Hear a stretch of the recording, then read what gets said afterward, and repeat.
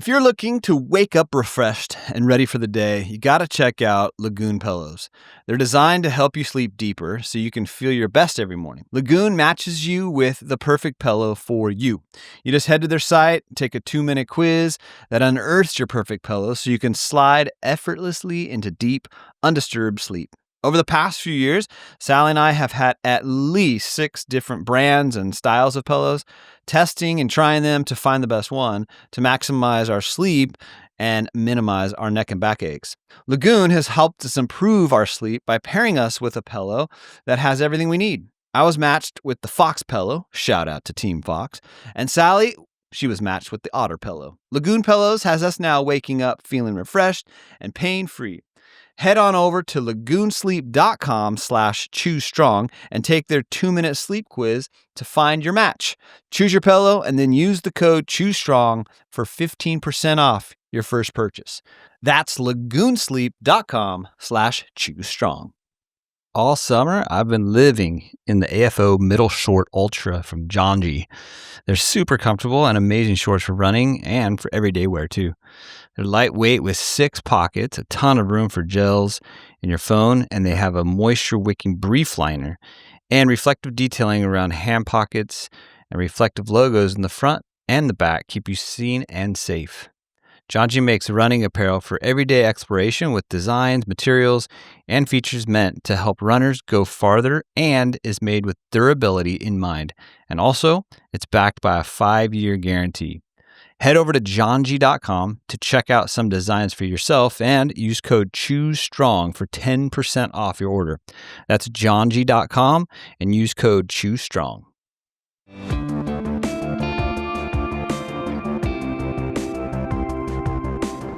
Hello and welcome to another episode of the Choose Strong podcast. We are starting, unexpectedly to Eddie. He's been for the last, I think, solid 2 hours setting up the studio.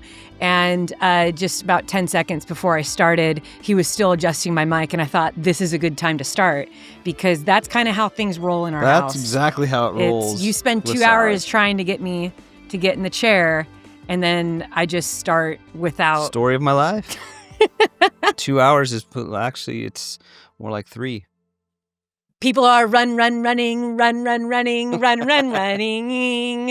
Some people are lifting, some people are riding, and we are cheering. Okay. Oh my gosh, that was so weird. good. That was weird. It was weird. It was really weird, but I can't deny the fact that so many people push play and they begin their run, their morning walk, or even just their drive.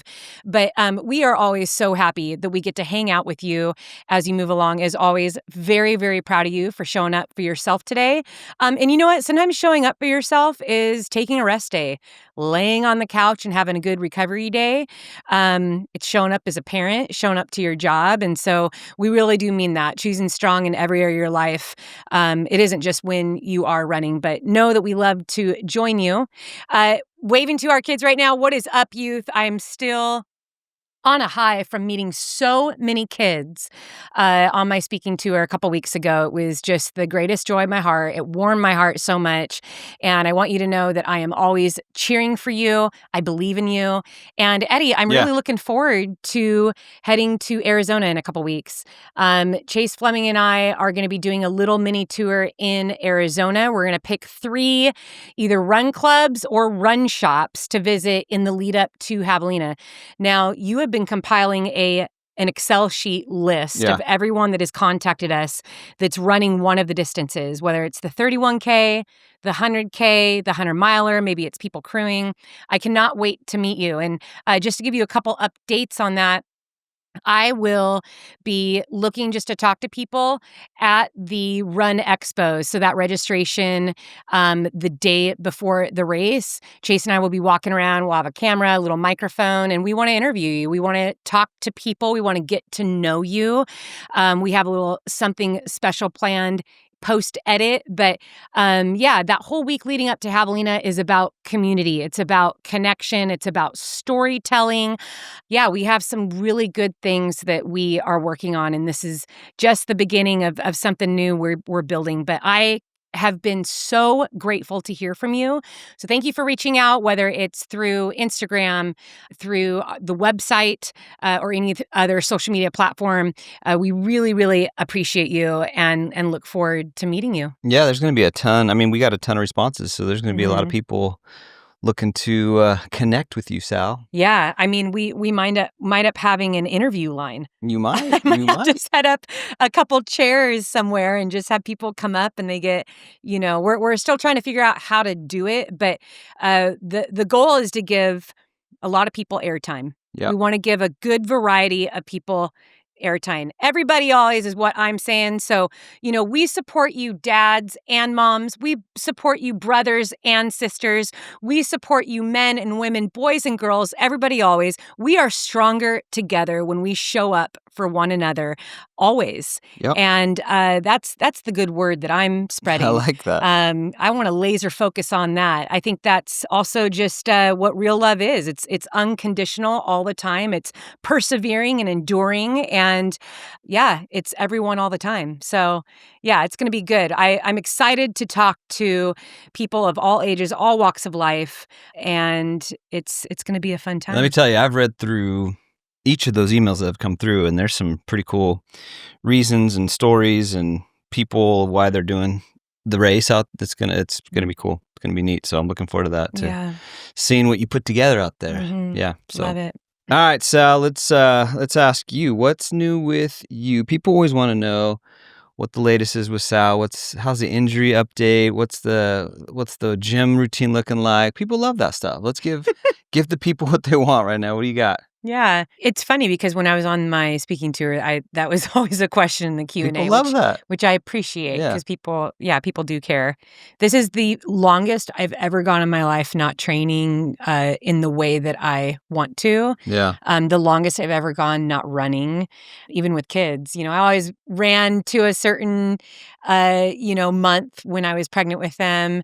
I remember Isaiah was late and sprinting on a treadmill trying to get my pregnancy moving with Isaiah.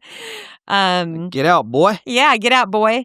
But this has been really different, and I've written about this. I've talked about it from the stage, and I'm gonna just continue to champion it because I know 80% of runners have an injury every year, and it could be something as small as like little bit of shin splints. Knees, IT band. I mean, there's something that we're all dealing with all the time. And injuries, when you look at an injury from both sides, there's the physical part, but then there's like the emotional and mental part of it. And for a lot of people, running provides connection, whether it's this quiet time on a trail where they can just think, release some stress, have a moment to themselves, or looking forward to that weekend long run with friends. And like, it's my time. I get to have long conversations and go on this, 10-mile run. And there's a lot of joy and good that comes from running.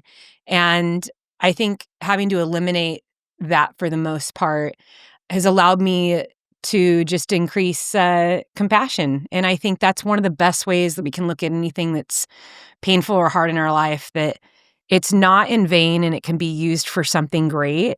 And if anything, at the end of the day, it's to be used to increase our capacity for compassion, understanding, and our ability to be able to walk next to someone and say, I understand. Yeah. I can't always empathize with people because everyone's situation is different. I remember when I was a kid, my mom was, when she was first really sick, it was hard for me to talk about it. And I didn't know anyone with a sick mom, And the truth is, like, no one had my mom as their mom. Mm-hmm. So even within that, it's like, you can connect with people who have had an ailing parent as a child. But at the same time, that beautiful, unique relationship is unique to you. So I think in injury, it's the same thing. And, I think DNFs are actually right in there as well. I mean, there's people that mourn DNFs for like months. If they gave 6, 7, 8 months to training for something and, they're going for their first marathon or their first 10K or, 100 and they drop out and, it's hard to kind of move forward from that. And I think when it's come to this knee thing, I've been perplexed by it because I've never really gotten a clear answer as far as like, this is why this happened, or this is the moment, or this is the reason, or this is the wearing down. And I think that has been a factor that I've paid attention to, because there's a few things when I look back in my life outside of running where some things just happen and you never get an answer to it. There's some things that occur that we will forever have questions to. And sometimes those are the hardest things to get over. But I've learned, through real life situations, how important it is that we can take control over how we respond. We have the power to react always. Like, that's when we feel like life is out of control and we don't understand something, or something hurts, or there's loss, or like no matter what we do, something isn't changing. We can always take control of our actions, how we respond to something. And man, there's a lot of peace that comes with that, because whether it's someone that will never say they're sorry, you can still forgive. Whether it's an injury that is just, it continues to come back, there is still other areas in your life that you can still build upon, that you can still move forward in, that you can still be wondrous and curious about. Life is so full, and as much as running has been it's a huge part of my life, and in so many areas how I connect with people, but I'm seeing the beauty and the things that I love most about running. It always comes down to community. It always comes down to the people that I enjoy it with. And so, yeah, for people that are listening that, might not call themselves runners or not much of a runner, I don't run that far. It's really cool to be a volunteer, to be on crew, to cheer on the sidelines, or, to help mark a course, or there's so many other ways that we can take part. So tomorrow I will go in for my 4th MRI. And my hope is, that I get the green light that all the bone bruising is gone. I had to make a very mature decision to take my activity level down significantly in the last couple months. I mean, I have barely any aerobic fitness. My body has changed from, what it feels like, what it looks like when I'm training for 100 and 200 mile mountain races. And it's been really interesting navigating that mentally and checking in with myself with, okay, now who are you? Yeah. And what is it? Ask myself, what do you have hope in? Where is your strength? Where is your joy? And if it's only when your body feels good and you're running and racing, then we need to take a step back and kind of reevaluate where that hope lies. So it's been a really good time for me. And again, I feel like I've just had a lot of experience in this in my life. So we all navigate hard seasons, injury differently. And I'd say who Sally was, 20, 30 years ago, I would probably navigate it differently. But I've had some good practice starting at a young age. So I also have to be prepared with my surgeon coming back and saying, not much has changed. And this is either going to be something that you are going to live with for the rest of your life, or we're going to have another surgery, or he's just going to say, hey, give it another month. So I think at the end of the day, I'm already choosing to have peace and acceptance for whatever the result's going to be. And Dr. Ryan Labovich, he's fantastic. I've talked about him in the past. He himself is a mountain athlete, stellar mountain athlete. Like, I love going to his office because it's just covered in wall murals of his mountain adventures. A big backcountry skier, hiker. He does, Leadville 100 on his bike. He's just an incredible guy, and his son's an amazing runner too. Yep. He's pretty fast, track athlete. I think cross country too. But anyway, I'm really grateful for him because I just, I walk into his office and I just feel like I'm sitting down with someone who understands my life, my career, what the sport means to me. And he shares that passion. So he talks to me in a very real down-to-earth way, which is so refreshing. It's so refreshing to find someone that, really cares and isn't just like, okay, let's run through this and here's a medication, move on. So yeah, shout out to Dr. Ryan Labovich in Aliso Viejo. Yeah, very grateful to be under his care. So that's where we're at. Now, I have been able to continue strength training. Yeah. So hitting 230 pounds on the decline press the other day. I noticed the cutoff That's why sleeves. we're wearing the cutoff sleeves. I noticed that. So I knew there was a reason. Eddie was a little intimidated when I walked into the room today, and I was like, I understand. It wasn't intimidation. It was more like ticked off because I think that's my shirt that you cut. It's not. It's the Chew Strong shirt. That's mine. Okay, it was on your side of the closet. But I was like, we can get another one. There's no sleeves. I think this is one of the sample ones anyway. Speaking of, we have 3 T-shirt designs that are coming out. Yes. I'm so excited. And these are totally new, cool new phrases. Yeah. One of them is, so I have an Endure shirt and a Soar shirt. Yeah. And the Soar shirt is based on Isaiah. They will, oh my gosh. We'll have to Run and not grow weary, walk and not faint. Isaiah 40. Oh my gosh, why am I forgetting? This is so sad. No. Okay, so Isaiah 40. I'm going to look it up while we chat. Look at my daughter is calling. Hold on, I am actually going to answer this. She's trying to call me. Mackenzie. Kens. Hi. Kens, guess what we're doing right now? We're podcasting. Yeah. Good. She's not. Oh, you are? Yes. I have you on the microphone right now. And I'm so sad that I'm podcasting right now because you told me that today was your first workout. That's like your first workout in how many months?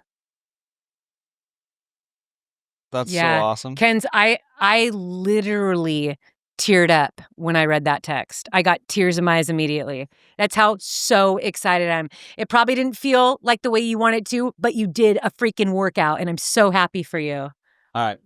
Let's go. Tell her I'll call her later. We gotta move Kens, on. I will call you right back. I love you so much, and I cannot wait to see you. Love you, Kens. Days.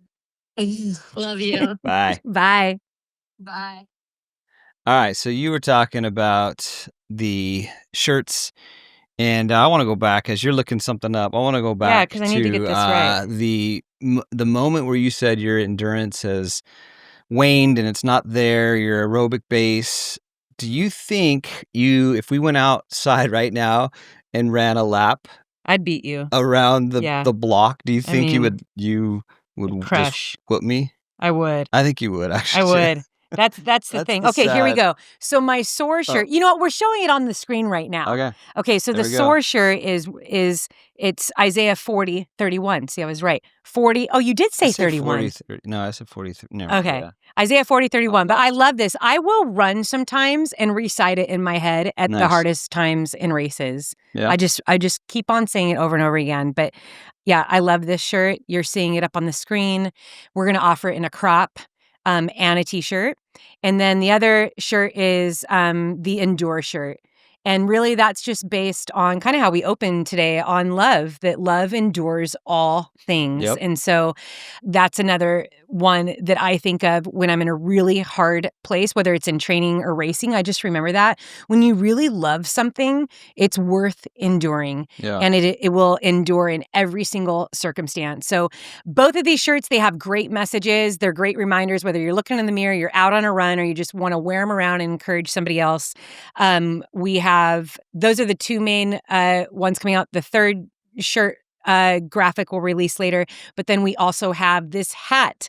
Our Chew Strong hat for November will be released. That will be dropping here, I think, just in a few weeks. But I'm excited because we did something a little different. This is really similar to the Stay Sturdy hat, except it's all black. Yeah. So it's an all black, completely mesh hat with a hard bill.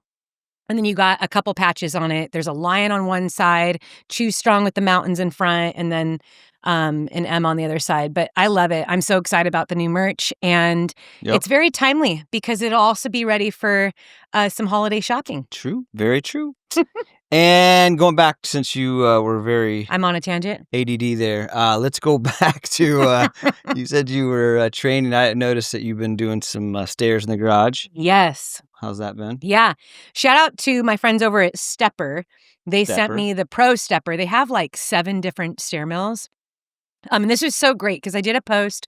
We got like 150 comments on this. I was asking people if they used a stair mill in their training. Yeah. And the array of responses were wonderful. Some people were saying, hey, we have no access to that, whether not even a local gym has it.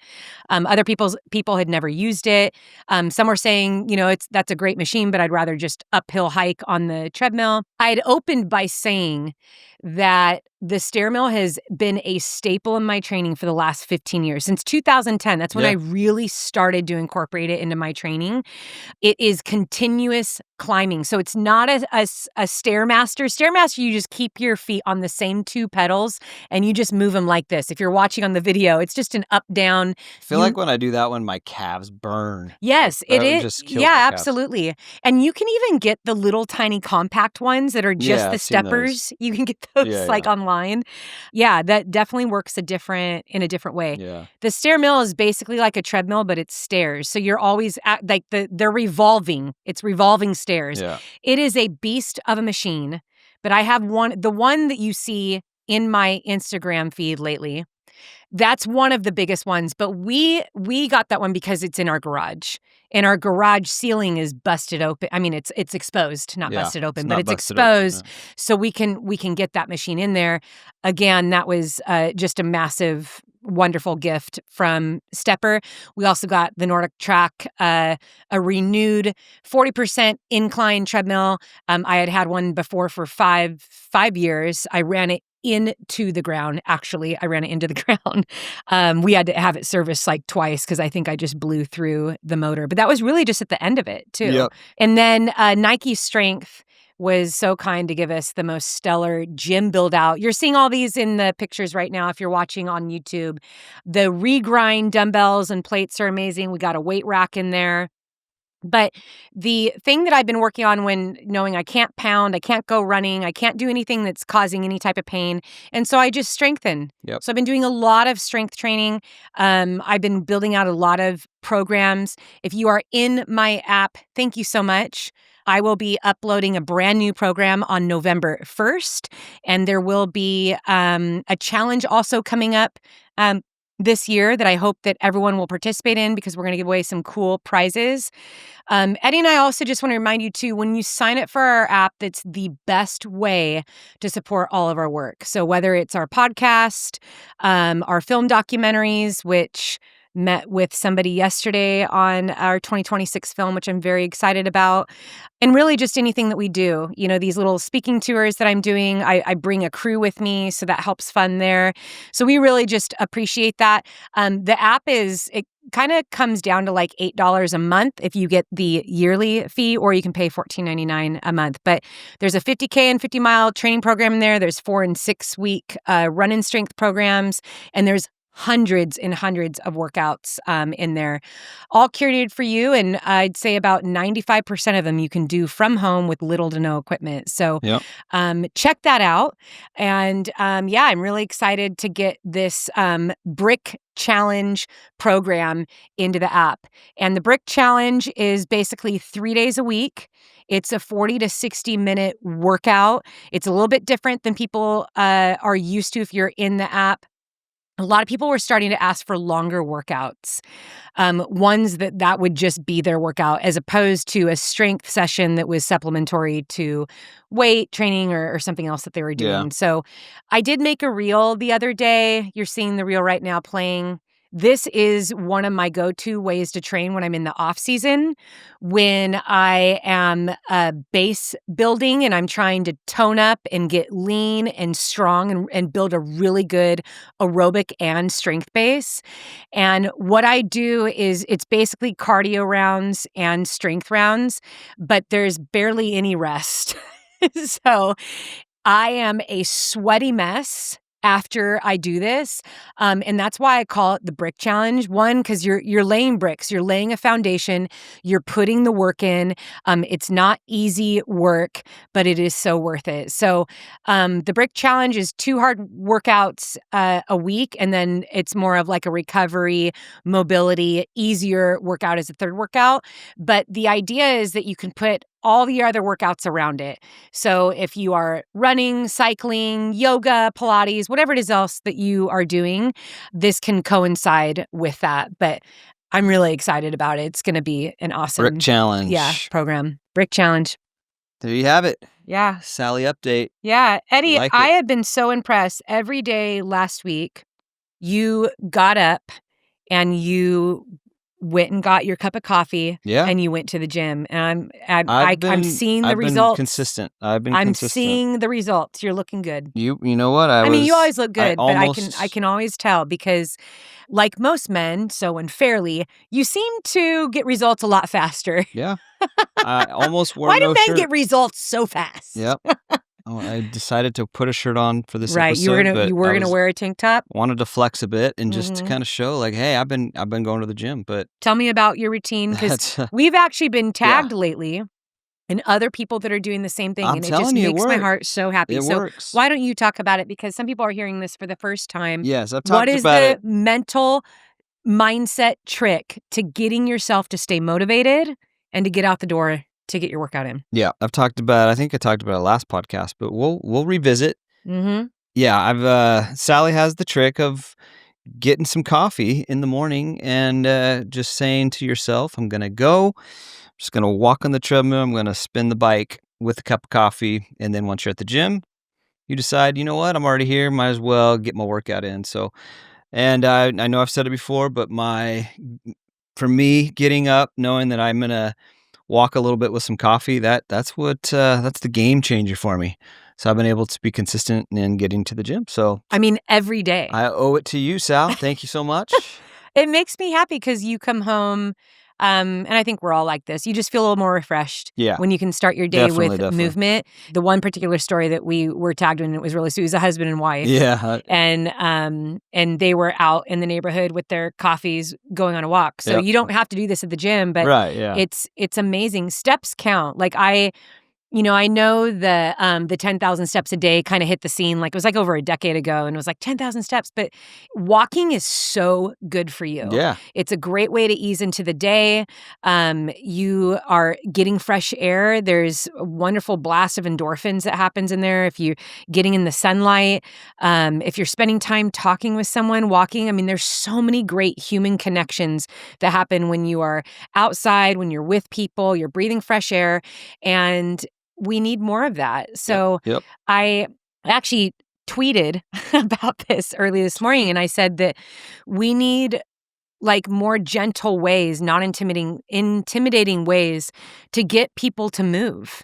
People don't need to be told that they're weak and lazy. Mm-hmm. And not everyone needs a 2-hour workout or some just insane go hard or go home workout in order to get results. Yep. What people need is a shift in their mindset. Yeah. And moving every single day. The benefits of that are endless. Yep. It affects not just your gene size, which I know sometimes people, that's always what we equate with. We always equate like working out with just like a gene size. And we need to understand that it's for our mental health. It's for human connection. It's for stress relief. It's crazy how many diseases and illnesses are connected to stress. And when you get out and you move your body, you are releasing that. When you get out and you move your body and you're with a friend or you've made a friend as a result of it, the value in that, you can't really put a price tag on that is what I'm saying. And I think this is just going back to what I was saying earlier, why it's so hard when people get injured. Because when you are consistently training, you're like, I feel great when I'm consistently training. I like how I feel. I like how I look. I like how I interact with people, my peace of mind, all of that. And so when you don't have that, it's kind of like it's highlighted. All the benefits of your training are no longer there. And so now, what can I do? So I know for me, I've been doing a lot of walking. There was a time I couldn't even do a lot of walking. I had to sit. So then it was like the recumbent bike, I'm leaning back doing the recumbent bike. I was like, I just know that movement is good. It doesn't matter what, the physical surfacey look of what training does, but it really is about that mental side. So big encouragement there. And For those of you that are running along or watching, I know we all have somebody in our life that we can encourage just to move a little more. Mm-hmm. And there's very kind, gentle ways that we can do that. One of my favorite ones is like, hey, do you want to take a screen break with me and go walk for 15 minutes? Encourage someone to do that twice a day, and boom, they got 30 minutes of walking done in that day. I mean, you can do that from an office. You can do that after dinner. You can do it before dinner with your family. Just like, hey, let's all take a 15-minute break and go walk around the block. Let's go wave to a neighbor or walk the dog. Making that a normal part of life instead of saying, hey, let's all get our workout clothes on and let's go get sweaty. It's just, no, make movement normal and a good part of your life. So, Eddie, I've been so impressed with you. Yeah, well, thanks. And it's you're laying that foundation for when you kick off your training for Surf City Half Marathon. You're on your way. I'm still my goal of 225 on December 31st is in my scope. And that's the real press right there. Someone on Instagram was like, you hit Eddie's goal weight before. I'm like, no. That's a decline bench. Yeah, dude. Decline bench is so much easier than laying completely flat and lifting that. So, which I haven't, I don't even know what I could do. I don't know. You can do. We should go test it. We should do that. We should go find out. I don't think it would be 230. I don't think you could do 230. I know you're strong, but 230 is pushing. What do you think I could do? Think I'd do 100? Well, yeah, definitely. You can at least do. I'm thinking because dumbbells, which I know is also not the same. Yeah, it's crazy. Like all the different modalities of weight, whether it's like kettlebell, dumbbells, bar, like all the different positions you're in. Yeah. It's weird how the smallest shifts of our body or how the weight is proportioned that we can lift all different weights. Yeah. I'm so fascinated with that. So what's your dumbbell press? What is that? 50 each. It's 100. Not a ton. Like that's my max. So I'm doing like you do that once? I'll do 3. 3. Maybe I could do 52.5 pounds. Yeah. What's the next one up is like 52.5 pounds, I think. But sorry for those that only do kilograms. I don't know what that is. I should probably look that up. You can probably bench press 115, 120. Yeah, maybe. That's what I'm thinking. Maybe. I could be wrong. You could we should go try it. We should. We should do it and give everyone an update. Yes, what can Sally actually bench press? What can she actually bench press? I don't know if you saw this, Sal, but this little article blended 2 of our favorite things on this podcast, bears and running, into one article. This is pretty cool. It says, this happened this week. Bear walked, not our bear, like a bear. A bear walked into a southern Arizona grocery store and ran around for a few minutes. No way. That's the headline. I'm not going to Arizona anymore, you guys. I said I was. No more. As soon as I said Arizona, I was like, thankfully it said southern Arizona. It wasn't Flagstaff, but it was just outside of Tucson. But it says a bear surprised shoppers at a southern Arizona grocery store when it walked through the front door, ran around inside for a few minutes before exiting the building. Right before entering the store, the animal bumped up against the automatic doors, managed to eventually walk in, and it said, just ran around. I don't think it did any damage, said one of the shoppers. And then it said the animal was seen at some point in the store's produce section, but it isn't believed to have taken anything. An officer who was nearby arrived at the store and worked to get people out of the building. He says, we've had several bear sightings and we occasionally come in out of the desert, but this is the most interesting interaction that we've had with one. It has a little picture. It's kind of like a little baby bear. So I'm wondering if it was just lost or if it was like dared by its older siblings, like, hey, go in there, just run around a little bit and try to get out before you get caught. What was going on? It's too used to humans for some reason. It had no fear, which there's always, I remember when we lived in Bend, it's like we would always see the same family of deer. Yeah. They just kind of get used to the cars and people walking around and they just literally plop down on the street corner. Yeah. They're like in the grass neighborhood and dogs. Watching everyone. Yeah. And, what is it? Hume Lake where Isaiah goes to summer camp every year. I know there's, there a couple bears just walking around in the neighborhoods there. They're just, you can go check out what's on someone's porch. They're just looking for food. Yeah. I don't care if it was a baby or not. I just imagine myself if I'm in there and you're like, hey, go grab these things for dinner.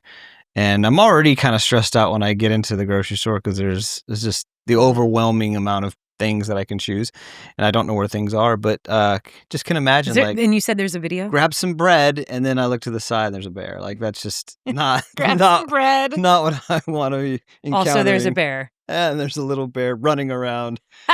Oh man. Oh, so speaking of running, Sal, I saw this and I had to mention it, but because another thing we like on this podcast is Guinness World Records. I love Guinness Book of World Records. We love bears. We love running. We love Guinness. You Book and of I World need Records. to set one. We just let's make do it. something up that's just so random, so ridiculous. Like let's run hand in hand for X amount of miles. How long? While wearing, but see, you just keep adding on layers, and that's where it becomes a Guinness Book of World Record. It's like we both wear banana costumes with like dog backpacks with dogs on our back. So we'll get Daisy. We'll get your parents' dog Daisy. I'll wear Bear, and then we'll hold hands and run a mile.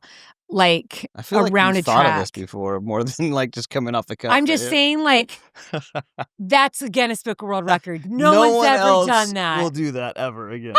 I'd be like, that's hideous. Just so we could be featured. Yeah. All right. So this one is a great one. It's the fastest 100 meters barefoot on Legos. Okay. See. So that's pretty intense. Running on Legos. On Legos. No. For 100 meters. So, wait, can you show that to me just really quick? I will in a second. Okay. I wanted to ask how fast. Okay, it's 100 meters, barefoot on Legos on the track. Looks like that. Okay, I didn't know if it was one big Lego. No, it's just That's a bunch so of Legos, painful. thousands of Legos in a strip, and you're running across them for 100 meters. It's the Guinness World Record here. It's a girl. How fast do you think that Gabriel Wall ran 100 meters on Legos? How fast do you think? What do you guess? I'm going to guess 20 seconds. But my other guess, as far as like strategy goes, is like the faster you do it, the less time you're on the ground. Yeah.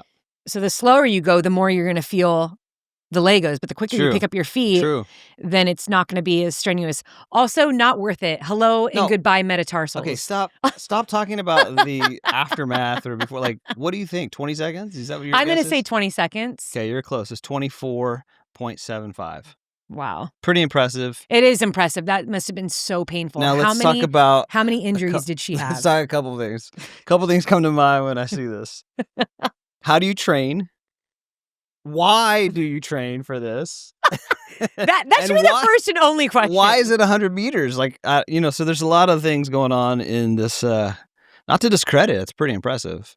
But do you like... Are you actually impressed by that? I actually am, because that is some serious pain. You've stepped on Legos? Like one Lego can like put you to your knees. Isaiah still loves Legos. Honestly, like you step on one Lego wrong, like it could put you sideways. So... But that's a Guinness Book of World Records? Yeah. That's exactly what I was talking about. I know, but... Let's come up with something. Okay. Let's run on marshmallows for 100 meters. Who's done that? Run on marshmallows? Why not? I could do that. Anyways, thought that was an interesting Guinness World Record. Yeah, so maybe it's, one of those things where she was so good at like at the night, when she got up to get her drink and her kids left Legos and on the floor, and she was able just to like go run over them, and it didn't bother her. Maybe she's like, you know what? I think I could probably run over Legos for 100 meters really fast. Maybe that's like, how do you get to that point where you're like, I'm good at this. I always come back to the thinking of, how do you know, like, unless you're like Italian, okay? Italians, you automatically know, but how do you know you're good as an opera singer? Like when you're growing up, that is the weirdest comment I've ever heard. Unless you're Italian, because the Italians just come out of like singing like opera voices. That is the weirdest they're the statement. Best. But I'm just thinking like, how do you know like when you're trying to? We like, know sing a lot songs, of full blown Italian people. I don't know if they're going to agree with you. I bet you. You think any Italian can just bust out an opera song? I just feel like it's kind of in them. I feel like it's just they're born with that. But like everybody else, I don't know how they become like opera singers. Like you're singing like along with like the radio, and it's like nothing you're listening to as you're growing up necessarily. I'm going to call Biagio right now. I'm gonna ask Biagio Titanori if he knows how to. I bet he does. I bet he's got it in him. All right, let's move on. Sal, I wanted to read a review from Apple from Mitchie 2008. Now, this is a great review. It says, "Please come to Charlotte, North Carolina." That was the title of it. Oh, I didn't give my results from that. What? What do you mean? I had so many votes for North Carolina. Oh, that was really? one of the top states. Oh, wow. I actually got, before you read that, because I do want, there's a couple more weeks left. We are going to do a couple more tours before the year is over. If you are part of a run club or that you have a run shop that you really love, we will be doing a multi-city tour and visiting. So you can vote for your run shop. You can vote for your run club. You can also have the leaders of either of those reach out to us directly at contact@sallyMcRae.com. But I did a poll during my last speaking tour, and I said, what city should I go to next? Yeah. And I decided just to grab the results after, I think it was like 8 hours. And the results came from 7 different countries.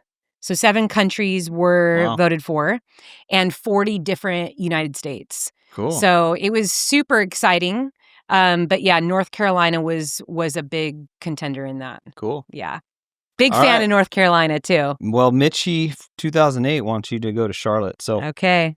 she said, "Sally, you have totally changed my life. The way you speak." I'm going to go tell Gearhart to stop revving his motorcycle is that engine. what that is? We love Gearhart. Sounds good. Gearhart, our neighbor across the street, has like 4 or 5 cars he's working on. Couple, yeah. And a really cool motorcycle. Loud one. Yeah. All right. We're going to read this review because Eddie's tried reading it now 4 times. Can you just mute your mic over there? "Sally, you've totally changed my life the way you speak on things. Always staying positive in a way that's real and raw, and always spreading the good word and encouraging everyone with this podcast. I'm a mother of 6-year-old twins. Oh, I'm a mother of 6-year-old twins, and I'm doing my first marathon in 11 days. I'll be doing the Chicago Marathon. And you haven't been an integral piece to me staying motivated and inspired to choose strong in all that I do. Thank you for being you and being a beacon for many." So Mitchie 2008 is just wanted to glaze Sally a bit right there. And it's a valid glaze. Valid glaze. Valid glaze is crazy. Mitchie, those are all very nice things that you said about Sally. And good luck if you haven't ran already. Wait, did the Chicago Marathon already happen? I don't think so. No, yeah. So she's running it. Yeah, I didn't know how recent this review was. But it's coming up, yeah. Well, is it this? Might be this weekend. Yeah. Yeah. Wow, we have Chicago, New York. Hey Siri, when's the Chicago Marathon? October 12th. Yeah, so this weekend. All right. So, anyways, Mitchie, good luck. Thanks for writing that in. All right, Sal, I got 2 quick shout outs to some Choose Strong listeners that we like to shout them out. I don't know if you guys know this, but we pick a couple each time that portray a strong mind, a strong love, or a strong body. And the first one is Brenda from the Choose Strong Strava group. She said, "I'm really proud of this race. I was severely undertrained and managed an overall win and course record. I can't wait to race again with a solid training block." She ran in Michigan, the Hallucination 100, 102 miles. Looks like a loop course over there. And yeah, course record. So Incredible. Brenda, boom. Incredible. Congratulations. What a huge confidence boost, too. When you surprise yourself, you do something so hard, kind of opens up a new door in your mind. Undertrained and still killed it. Yeah. Dude, big things coming for Brenda. Look out. Look out, people. All right, next one and last one is Jen in the Facebook group. Jen said, 2 years ago this month, I ran my first 5K. Today, I completed my first 100-mile ultramarathon. 102 miles in 23 hours and 4 minutes. It was such a great experience, and I chose to do it without pacers to see if I could endure it mentally. My husband crewed me throughout, and my kids cheered me on. I love the ultra community more with each race. All right, so Jen, 2 years ago to the month, goes from running a 5K to a 100-mile ultramarathon. Now that is pretty awesome. Yeah, incredible. And Jen, great pictures. She's got a bunch of pictures of her husband and her showing her buckle proudly at the finish line and her 2 kids that were there to cheer her on. So Jen, congrats on your 100-mile ultramarathon. Pretty cool. Mudwater is not your average cup of joe. It's a cozy mix of cacao, chai, turmeric, and adaptogenic mushrooms to help you feel focused and balanced, not wired. And if you're a matcha lover, their matcha starter kit is a must-try. It's the perfect way to step into clean energy with matcha's calming, focused boost. My daughter got me hooked on the taste of matcha about a year ago, and I have to say their matcha is the best that I've ever tasted. Another great thing about Mudwater is every single ingredient in their products are 100% USDA certified organic, non-GMO, gluten-free, vegan, and kosher. There's also 0 sugar and no sweeteners added. And if you don't want the caffeine, there are caffeine-free blends available too. So, are you ready to make the switch to cleaner energy? Head to mudwater.com and grab your starter kit today. Right now, our listeners get an exclusive deal up to 43% off your entire order, plus free shipping and a free rechargeable frother when you use code STRONG. That's right, up to 43% off with code STRONG at MUDWTR.com. After your purchase, they'll ask how you found them. Please show your support and let them know that we sent you. Keep your energy natural and refreshing all year long with Mudwater, because life's too short for anything less than clean, delicious energy. Bond Charge is a holistic wellness brand with a huge range of evidence-based products to optimize your life in every way. Founded on science and inspired by nature, all Bond Charge products adopt ancestral ways of living in our modern-day world. Their extensive range of premium wellness products help you sleep better, perform better, have more energy, recover faster, reduce inflammation. The list is endless. Our favorite product from Bond Charge is their infrared sauna blanket. If you're looking to ease stress and unwind, the sauna blanket can do just that. The infrared heat and your elevated heart rate, all while relaxing, releases endorphins, which can leave you feeling euphoric after your session. It takes less than a minute to set up, heats up quickly, and you'll feel revitalized and less stress after sessions. And they offer free shipping on every sauna blanket, no hidden costs. Go to bondcharge.com and use coupon code SALLY to save 15%. That's BONCHARGE.com and use coupon code SALLY to save 15%. All right, Sal, that's it for that. And now I wanted to move into the topic of our episode today, which is that wasn't it? No. We're just getting started, folks. Wow. Pull up a chair. Pull up People a chair, on their grab long a run are drink, loving this. Stay with us a little longer. tighten up those laces, and here we go. All right, so it's kind of revolves around trail etiquette. Okay, so bunch of questions about trail etiquette. Now, I mean, I think beginners have these questions, as well as people that have been running on the trail for a while, especially when it comes to racing. And I would love to get your thoughts on it, and I know other people would too. But just some of the questions that we can start off with, I guess. Obviously, when you're running, you come across someone or come upon someone on the trail, and you're wanting to pass them. If it's a single track, you obviously are going to say something. But what if there's no room to get past? What if it's super narrow? What if you step off and you're trying to go by? There's just so many different things, right, that come into getting around someone, or the etiquette of how to do something like that. What are some initial thoughts on stuff like that, especially like in races, even where people don't know that you're coming up from behind them, and maybe they don't hear you? Like, what's the etiquette when it comes to that stuff?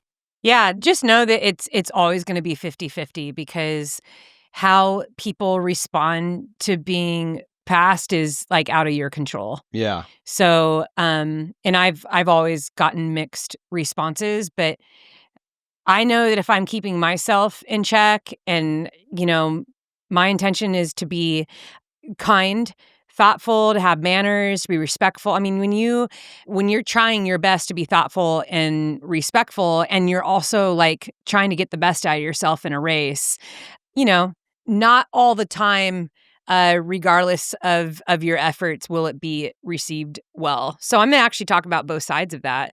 I think that when you are doing a mountain race, safety is the number one priority always. Yeah. And if you're barreling down a mountain, you're on a ridge, it's probably not a good time to pass. It's just, it's not safe. What you can do in a situation, if you're coming up on an athlete that's moving significantly slower than you say, hey, like whenever we get to like a safe spot, I'm gonna step ahead of you. But take your time. Like I don't want to rush anything, but I would like to pass. So you can just have that conversation. Yeah. You're being respectful. You're not trying to blow past them or ignore them, just like the other thing is it also in the mountains, once I'm within like 20 meters of someone, I always greet them. Hey, what's up? How you doing? Like, how's your race going? And I continue to talk to them right up until I get behind them. And 9 times out of 10, the athlete will always say, hey, did you want to pass? Or like, feel free to pass. Or, and I'll continue to talk. I'll just be like, yeah, when it feels right. Like when you're in a good spot, yeah, I'll step in front of you. And those are always good, interactions. I think what is difficult, and this has happened to me before when I was racing in Europe one time, I was trying to get by somebody working up a mountain. Okay. And the trail several times would have 2 options. So you could go right or left, and then the trail would meet up again. So it'd be like 5 feet of that where you could go right or left. And a lot of times you'll see that on trails, especially if someone's descending and it's kind of like a sketchy spot or on a well backpacked trail too. It just allows people to pass each other a little bit safely. And I had been behind this guy for like a solid half mile. He was going pretty slowly, and I had asked to pass, but he ignored me. And then I thought, oh, he might speak a different language, like when I'm racing in Europe, that's very common. And so we got to one of those spots where it kind of opened. I was like, oh, cool. I'm going to go left. I'm going to go right. And he threw an elbow at me. Whoa. As I tried to come back up and step in front of him. I don't think that he knew I was a woman. Yeah. But I was like, dang, dude. Like I definitely did my best to alert you. I'm clearly moving faster than you. And so I think that in those situations, and the reason why I want to bring this to light is because something like that can very well like ruin your race. It can take you out of your mental game. It can give you a bad experience. And so I just want to remind you, as I said earlier, this is where it's so important that you have self-control and that you become the ruler of your thoughts, your actions, and how you're going to respond. And that's exactly what I did in that moment. I was like, I'm not going to let that ruin my race. Like, that could have been a mistake. Yep. He maybe thought that I was a guy. He also could just be like in the moment, just one of those emotionally charged guys that's so competitive and did not like, and that is not justifying his actions at all. That's never okay on the trail to throw an elbow at anybody ever. But you know what? His actions have nothing to do with me. And he, I'm going to separate myself from that. And that is the experience and the memory that he gets to have. But I'm not going to let that affect me moving forward. I'm not going to ruminate on that. I'm not going to turn around and have an altercation. I'm not going to engage with that person. That person doesn't get to have any of my energy, any of my time, any of my thoughts, no attention whatsoever. Yeah. And so I think that's really important. You're going to have moments, but the best thing you can do if someone is getting sour about you passing is stay calm and relaxed and pass when it is respectful, and then do not respond. And I think just because I've been racing for so long, there have been moments where, it's the first few miles of a 100-mile race. Everyone's moving super fast. You hit a single track, and I'm racing. I'm trying to stay in the top pack, and so there's people all over the place. And if I see just a little bit of 6 inches extra trail where I can get that foot and go past, I'm going to make my voice known and I'm going to keep going. But I'd say at the end of the day, I'm also always looking out for, is this safe? Does this make sense? Yeah. If there's an opening, in a meadow, 100 yards ahead, why would I try to charge past someone? Why does it matter so much that I put pressure on someone? If it's 100 miles, like, come on. If I can feel this good at the beginning of 100 milers, I want to feel that good at the end of 100.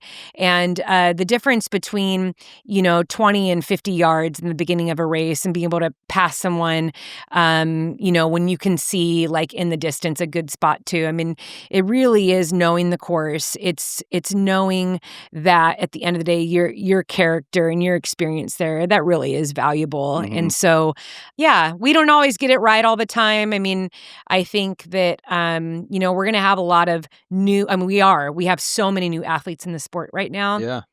And some people are just learning. They don't understand like what etiquette is. But if someone is coming up on your back and you can hear them, it's okay to throw out a conversation. Hey, let me know if you want to pass. You totally can. I've been known to do that too, especially if I'm approaching a climb. I mean, I will always say, hey, like, feel free to pass me on the climb. Like, I love the downhills a little bit better, so maybe I'll see you on the downhill. Yeah. I kind of just joke about it. But I want people around me to have the best experience possible. I want to have a great experience. That's how it actually turns into really fun adventure, is when everyone's getting the best out of each other, when we're supporting each other. We also have to remember the longer distance races and the further out there you are, you actually need each other. Yeah. You do. Good, yeah. And the worst thing that you could do is treat people disrespectfully or get all disgruntled about somebody passing you.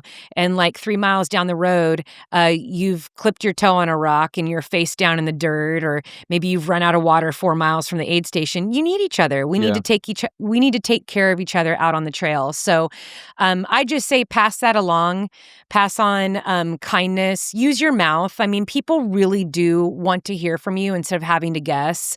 I know that's hard sometimes when you're racing internationally, but I think I've raced all over the world. Like, it's pretty universal when someone even says something, boche no, which is like, that's excuse me in another, boche no is excuse me in a different language, and, pardon, or, there's so many things that if it's a one worded, someone's right behind you, they're probably saying, excuse me, or can I pass? Yeah. So, I think that, just speaking up and letting people know that you are nearing, talking to them, letting them know what you're hoping to do, being respectful of their safety. And then, of course, my rule on mountain ridges is if you're passing somebody, let the slower person have the mountain and you take the ridge. So let them lean into the mountain. We'll see this a lot, especially on narrow single track. Don't make them stand on the ledge of the mountain for you to pass. You need to pass on the outside and they need to hug the mountain. It's just way safer that way, especially if you accidentally hit them. Your pack might hit them. You might bump shoulders or hips or something like that. And if they lose their balance, then they'll fall into the mountain as opposed down the side of the trail. So, and that just goes when you're both talking. I mean, I've passed on narrow trails before, but it's through communication and, and the runner stopping and say, hey, like, please pass. I'll lean in this way. You go that way. Yeah. Is trail etiquette different in a race setting versus just like training, or is it pretty much the same? That's a great question. I think in training, we can take things down a little bit more. I know personally, one of the top 3 things for me is being especially careful, kind, and respectful of elderly. I know in our area where we live, just demographically, we have a really big community of elderly that hike here and are very active. And up in the mountains, too. Up in Baldy, Mount Wilson. What was that? All Was over it the trails. Nancy? Oh, Nancy. Love Nancy. I got tagged in a story on Instagram of women that met her, and she was literally wearing the same outfit. Oh, really? That's awesome. Teared up. I couldn't believe it. They're like, Sally, we met cool. Nancy. So amazing. She's incredible. That's how I met her. When I come upon like a group of people and they're elderly or just they're moving very slowly. It's just respectful to talk to them, to alert them. I've witnessed trail runners before coming down a trail at me, running so fast and scaring scaring old people, and they fall off balance, and they're frightened, and then they're visibly very upset. Mm-hmm. They just think it's rude, it's disrespectful, like, why didn't they say anything? And again, this is personal mannerisms. I mean, I know we were probably all raised differently, but I think that's just like kindness on the trail is, be respectful of, your day hikers, the through hikers. I mean, there's some people that are hiking for weeks and weeks, and they're tired and they're carrying heavy loads. Yeah. And, your Strava record doesn't matter that much. It doesn't. I mean, I know it's fun to go after Strava records, but if it's at the expense of causing someone to twist an ankle, fall off the trail, or to have a near heart attack, we got to think about how we're moving on the trails and just be respectful. Have it be a place that's inviting for everyone, and make a friend. You never know how helpful it is when you make a friend. Yeah. Colin and I talk about this all the time because he and I trained for Angeles Crest 100 back in 2012. That was both of our first 100-mile race. But every weekend we would go out on that course, and we'd log 20 to 30 miles a day, and sometimes back to back. And we made friends. That course is on the PCT, Pacific Crest Trail. It's very popular. But twice we had through hikers help us out significantly. Once with a bandage and injury, like Colin had a really hard fall, and we didn't have anything. We were like 10 miles out from our car in the middle of nowhere, and these wonderful through hikers, helped bandage up his knee and cleaned him up, and we were so grateful, But it was crazy because we had made friends with them earlier, running by like, hey, what's up? You make friends, and then they came upon us when we were injured. The second time was the first time we summited Mount Baldy, and we made a really stupid mistake of only bringing 20 ounces of water each, and it was on a hot summer day in July, and we got to the top, and we were both completely dizzy, and I was like, oh my gosh, we still have to get down the mountain. And there is a dad and daughter up there, same thing, doing this huge hike, and they had extra water. They're like, let us help you out.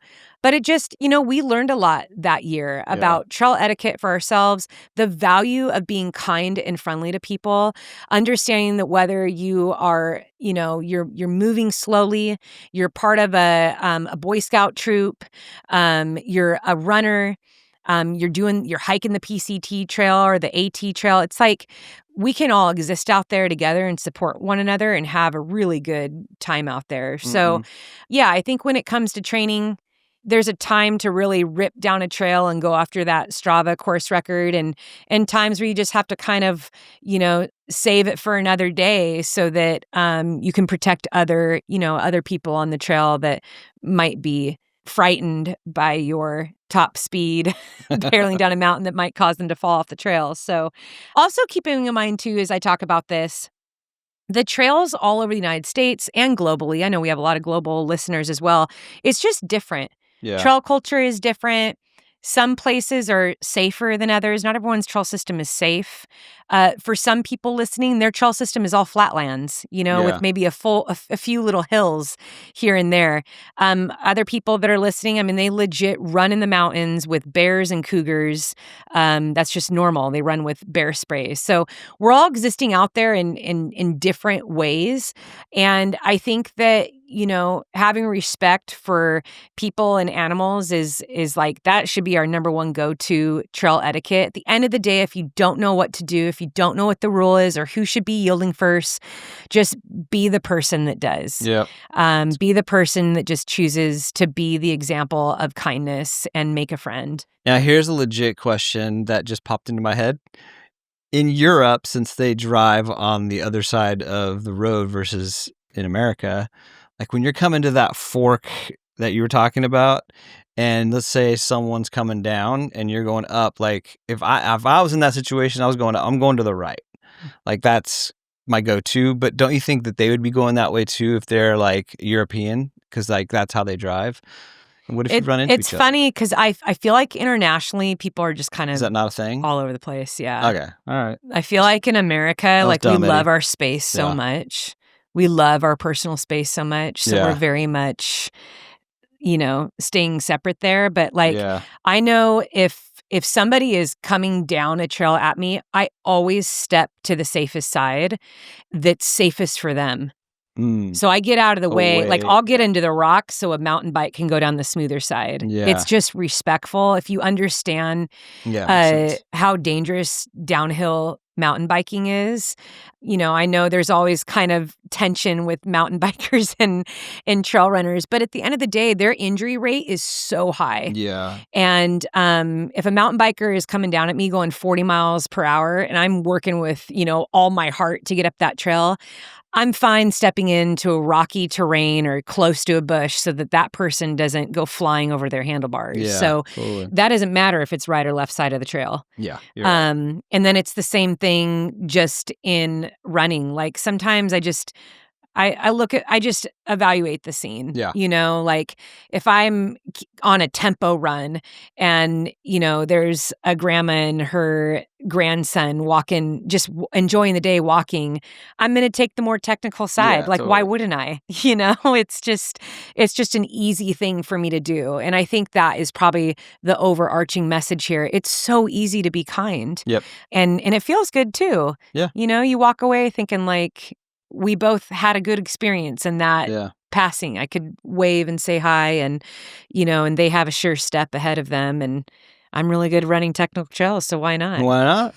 I want to get your take on headphones on the trail. But before I get that take, I want to read. This is from Zach from Instagram. He said that he was running down a technical trail and he came around a corner and there was a walker standing in the middle of the trail with his phone up to his face with his headphones in and watching a TikTok. I called out, but he didn't hear me, so I slowed myself down and I made sure I didn't hit him. In the process, I rolled my ankle. I'm glad I stayed aware of my surroundings, and I'm very glad I wasn't on my mountain bike. But what are your thoughts on headphones when you're on the trail? Headphones are hard because there's definitely team no headphones, team headphones, and I think there'll always be back and forth about that and people's opinions. Why can't we meet in the middle and just do one ear in, one ear out? It's funny because races are like that too. What do you mean? Some races say no headphones at all. Yeah. Others say you can do one. Okay. Others don't care. So it's, until it becomes like a governing law in racing where it's like, hey, if you're doing a trail race, no longer headphones allowed. Yeah. Like I hope that never happens because I know some people, 1 a.m. they're running all by themselves. It's kind of nice. They can flick on the Choose Strong podcast and laugh and stay awake. Right. True. I actually had somebody tell me this, that they, when they were in the middle, it was like 1, 2 a.m., they had saved up podcasts so that they could laugh and stay awake. That's awesome. Which made me so happy that's cool. to hear that. But yeah, so I try to tread on this lightly, mainly because I understand both sides very well. Yeah. On one hand, whenever I train, I love music. Whenever I do anything, washing the dishes or studying or writing, going out for a walk, I love music and all genres, classical music, soundtrack music, hard-hitting rock and roll, rap, opera, it's rap, Italian opera. So it's definitely a part of my movement. It's great. I think music helps me lock in. It helps me stay focused. Sometimes it's just the way my brain works, like music and rhythm. It just goes hand in hand.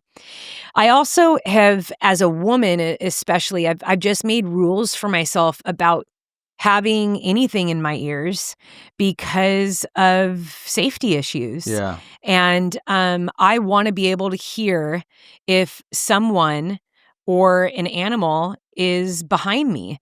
In racing especially, I want to hear if someone's trying to talk to me, or if there's something I need to be aware of. Being aware of your surroundings and really locking in to all of your senses, especially when you're on a trail and in the mountains, is so valuable. It's a safety feature that we are gifted with as humans.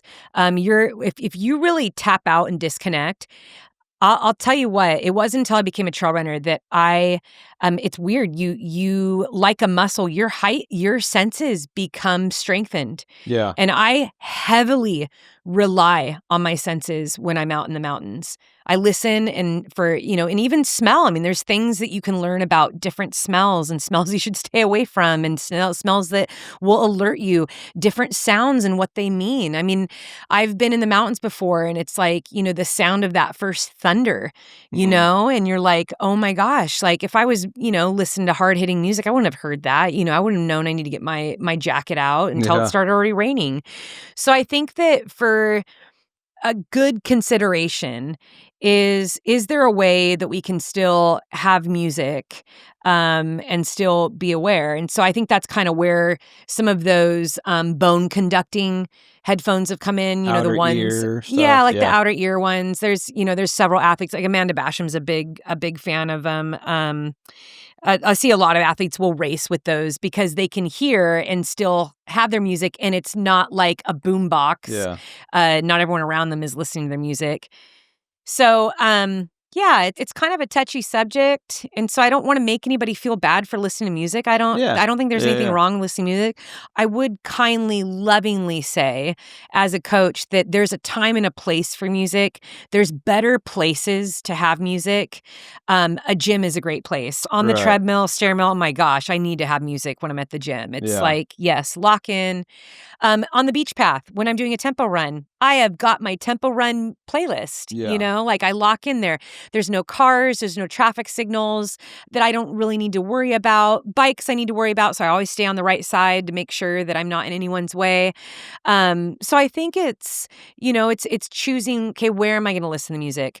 My rule when I'm in the mountains, no music. Mm-hmm. If I go into bear country, I always have my phone with me. I will turn on like jingle bell type music, or music that just has lots of instruments and it's loud. And that's kind of like my bear bell. And I do that just for noise. And that's really when I'm all by myself. If I see people coming at me, if there's anybody around, I turn that music off right away. People don't escape to the mountains to listen to your playlist. Nope. But that is becoming more popular. I wish I could speak to that and say, hey, like this is not the place to bring your Bluetooth. Like like people come out here to connect with nature and listen to the sound of their feet hitting the earth. Listen to the sound of trickling water and their breath and the wind and, a conversation with a friend. And so, leave that Bluetooth at home. But yeah, I think it's just constantly reevaluating and like reading the room. Yeah. Reading where you are. Is this a good time? Is this respectful and kind? Is it thoughtful of people around me? I think that, my phone and music has been a form of safety many times. I mean, I can't tell you how many times I've stood on the top of Mount Baldy at sunset, knowing that I was going to descend the backside of that mountain, which is 6, 7, 8, mile route, depending on which route I take, in darkness. And I'll only have that little tiny light of my headlamp. And I've turned on music for that reason. Yeah. Just to alert anything that's around me, hey, I'm coming and I'm here. Yep. And if I happen to come across maybe a hiker that's also descending all by themselves in the dark, they can hear me coming. It's a nice safety thing. I know some people run with bells. They'll have a little bear bell that they run with. But I like the option to turn on the music because I can turn it on and off like quickly. And sometimes having a good playlist as you are somewhere by yourself is also comforting. It kind of can calm me down sometimes. So experiment with it. Like I said earlier, we all live in different parts of the country where maybe it's not so safe to run with music ever. We need to always kind of be aware and paying attention and really watching what's going on around us, especially if you live in a place where there's predatory animals. Like, it was amazing last year, this time we were in Banff. Yep. And I was so impressed by the Canadian runners. Their grit and resilience and just the way that it's okay. Just the way they would talk about bears and like, oh yeah, we all run with bear spray. Like it is just what it is. And we were running, it was pitch black out. It was so dark. Our little meetup group. Early morning, yeah. Yeah, and we're working up this mountain and they're talking about bears on that mountain. And I was like ghost white when they were talking. And what dawned on me was like, I'm not used to that. Yeah. for as long as I've been a trail runner, like I run with like black bears, but black bears are so different than grizzlies. Yeah. And, that's pretty crazy. So I always want to keep that in mind when I talk about trail etiquette, when I talk about safety on the trails. There are some things that I do here because I'm on a bald mountain. Mount Baldy is completely exposed. Yeah. There's never a time where I'm like funneled inside a green tunnel of trees like I would be in North Carolina. Yeah. If I'm running just outside of Asheville in the Blue Ridge Mountains, you are rarely ever exposed. Yeah. And so I think it's important to help athletes understand how valuable it is to study your trails, understand the demographics. And as much as you don't want to admit this, you have to study the crime in your area. You have to study what animals are in your area. If you know that this popular trail that you're on is often visited by, unruly college kids at night partying, 4 feet off the trail, pay attention to that. Or maybe it's an area where there's been, a lot of crime. Or maybe it's an area that nobody ever goes out to ever. That should also be an indication of what you're packing in your pack. So, just be aware of all the things and not, even speaking of, college kids going out on trails, which I know is popular here. That's why I speak to it. But that isn't necessarily a form of danger, but like you should just be aware of all the things that happen on your trail. Yeah. And what are potential encounters and and what can happen in those situations. And I think at this point in my life I've encountered quite a bit and have kind of seen it all. Yeah. Outside of a grizzly bear. Still haven't encountered that. Grizz. Let's hope we don't. Yeah. Let's hope we don't. That's right. Yeah, really quick on when you were talking about the headphones. I always run with headphones when I just go to the beach, but was it last year when I was out in Arizona and I ran a couple like times on the trails or whatever. That was last year, right? Yeah. Anyways, you know what I'm talking about? When you went and visited Mackenzie? Yeah, was it? Well, no, when I saw her racing on Tucson. Okay, that was the spring, this past spring. Oh, okay, yeah, spring. And you didn't know where you were. Yeah, and that's you had no water. That's right. Yeah, you did all the things that you weren't supposed to do. But I didn't have headphones either, and so it was one of those things where I was like, that was in Tucson too, right? Yeah. Mm-hmm. I'm so used to. Yeah, actually, where they saw this bear in the shopping center.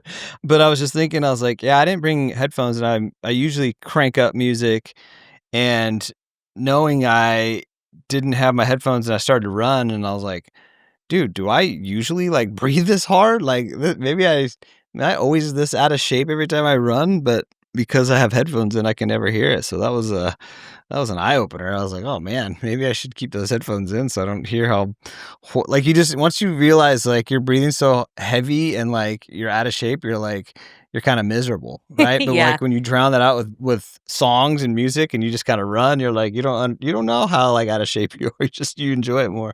There have been some really good research done actually on how music actually does help you push through in training. Yeah, I believe it. And I think that could be one of them because sometimes the sound of what we would think in our mind as being out of shape or struggling, that's a psychological interaction. It can be negative. Yeah. And we can definitely. then turn inwards and say, I'm not good enough. I'm not fit enough. Oh my gosh, I can't believe I feel this way. How long is this going to last? Yeah, how much longer? And then, or there's also the the self-conscious of, does anyone else see me and hear me? And I just want this to end. And it's really easy to then shorten your workout because of that. But just as you have alluded to, the music has covered all of those elements up. Yeah. And you continue to enjoy what it is that you're doing. Yep. So again, there's a lot of positive benefits to it. There's also certain songs, I've talked about this before when I said my tempo playlist. It's true. Like upbeat music, you think about the music that you like to dance to around the house or when you're cooking dinner. It's like as soon as you hear it, you start moving. Mm-hmm. Music has the same effect when you're running. Yeah. You just feel like you're unstoppable. Maybe you're picturing yourself like Rocky running up those steps. I'm telling you, every time Mo Money, Mo Problems comes on. I love that song. Yeah. extra boost to Right? my stuff. Right? Such a good beat. Yeah. So yeah, music is it's powerful and can help in those situations. But yeah, I agree. Assess the location, the situation, the environment. Yeah. Every time you head out, you know. All right. Well, I don't know if you have anything else you want to add to the trail etiquette, but it sounds like be kind, be safe, be observant.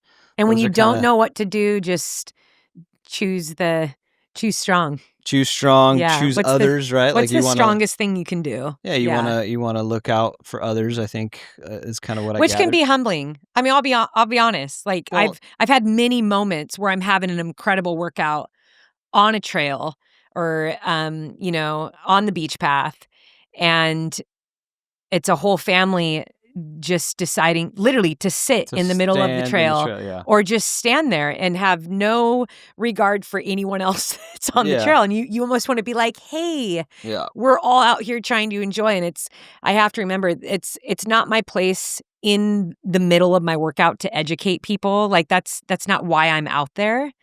Hopefully they'll learn along the way. Like, oh, there's other people out here. I should probably move my 4 children to the side. And like, oh, there's mountain bikers coming down pretty fast. I probably shouldn't sit in the middle of the trail. I've seen it all. When I say I've seen it all, I have seen it all. I should leave my ice chest right there in the middle of the trail. The best, too, is fire road, 12-foot wide fire road. And on trail systems that have signs everywhere that say no dogs, and a person with their dog with one of those retractable leashes. Yeah. And the dog is 12 feet away from their owner, and it's just owner and leash it's like you're stretched across. Line. And there's so many things I want to say.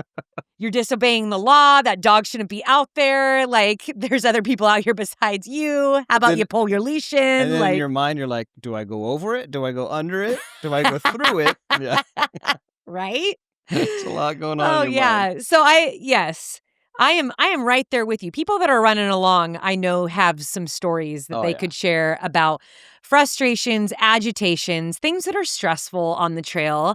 But the best thing that we can do if we want to spread trail etiquette is to spread it kindly. Like, be the example that you want them to be, and use your voice in a loving and kind way. And it's incredible how people learn. I've learned that way. Yeah. People, being kind and showing me, 15, 16 years ago how I should proceed on the trail. I mean, mountain biker runner situations was always kind of like confusing to me. I just used to always think, I'm glad you had brought it up. Oh, I just moved to the right. No. Don't move to the right. Move to the most technical part so they can have the softest part. Yeah. But it took me a while to learn that. And it really came from, I have a lot of friends that mountain bike, and that's been really helpful. And it was also through working at a sports PT. I just saw so many injured mountain bikers come in there, dislocated shoulders and collarbones and broken elbows and wrists. And so often it was trying to stop on a dime for somebody, trying to get out of the way of someone that wasn't paying attention, hitting a little rock on the downhill and just flying. It's crazy the stuff that happens out there. So, but it was like the more that I was in the trail and just kind of, it's not like I took a class and someone lectured me, but then I did start to just read more too. Like, what's the trail etiquette out there? What do I need to pay attention to? Some good trail systems will have signs too, yielding to horses, yielding to bikes, yielding to hikers, the uphill, downhill. It's, there's a lot of conversation about that. I mean, there's some people who think that people coming downhill should yield to people going uphill. And I'm like, no, I think whoever's moving fastest, it's painful. Running downhill is way more painful than going up, and it's much easier for someone moving up a trail to maneuver and to balance than someone flying down, whether on foot or bike. I know I'm going to be challenged on that, but I think I agree with you. I think all the years I've spent on the trail, like, it makes sense, right? Yeah, it just makes sense. Yeah, I mean, I've seen injuries happen because people either running or biking downhill have tried to stop on a dime, and they've twisted ankles, they've tripped.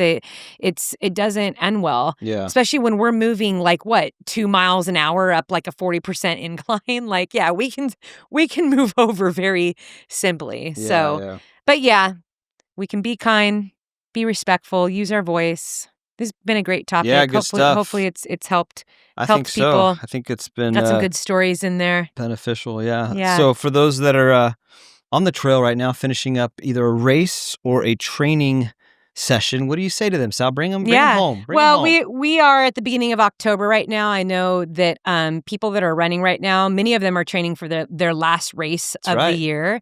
I know some people have a road race and a ultra race. This is a really popular time for some of the biggest majors happen in the next couple months.